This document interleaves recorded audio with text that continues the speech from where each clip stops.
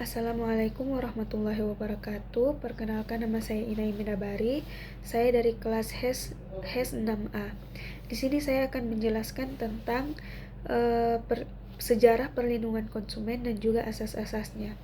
Yang dimulai dengan sejarah perlindungan konsumen. Sejarah perlindungan konsumen yang pertama pada masa kuno dan praindustri sebelum abad ke-18. Pada saat itu perdagangan masih sederhana.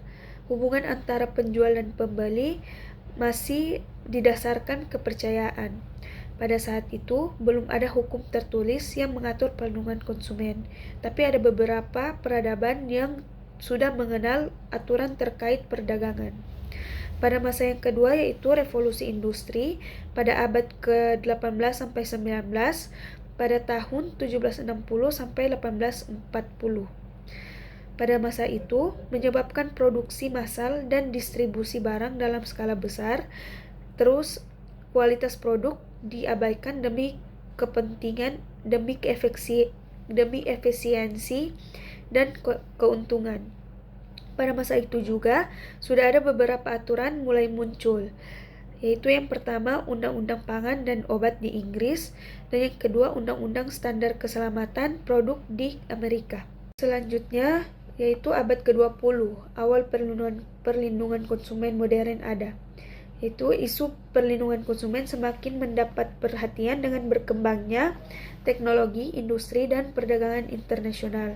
Pada saat itu ada aturan yaitu Deklarasi Hak Konsumen oleh John F. Kennedy pada tahun 1962. Ada 4 hak konsumen, yaitu hak atas keamanan, hak atas informasi, hak untuk memilih, dan hak untuk didengar. Dan yang kedua, pengakuan hak konsumen oleh PBB pada tahun 1905.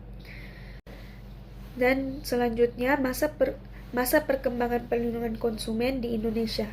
Dimulai dengan masa kolonial Belanda. Belanda pada saat itu menerapkan hukum dagang berdasarkan Kitab Undang-Undang Hukum Dagang dan juga Kitab Undang-Undang Hukum Perdata. Selanjutnya, setelah kemerdekaan 1945 sampai dengan 1990-an, belum ada undang-undang khusus tentang perlindungan konsumen. Dan selanjutnya, Undang-Undang Perlindungan Konsumen pada tahun 1999. Indonesia mengesahkan Undang-Undang Nomor 8 Tahun 1999 tentang Perlindungan Konsumen atau UU PK. Selanjutnya, masa era digital dan globalisasi. Pada abad ke-21, kemajuan teknologi dan e-commerce menciptakan tantangan baru dalam perlindungan konsumen. Banyak negara memperkuat regulasi perlindungan konsumen digital seperti General Data Protection Regulation di Uni Eropa pada tahun 2018, yaitu melindungi privasi konsumen.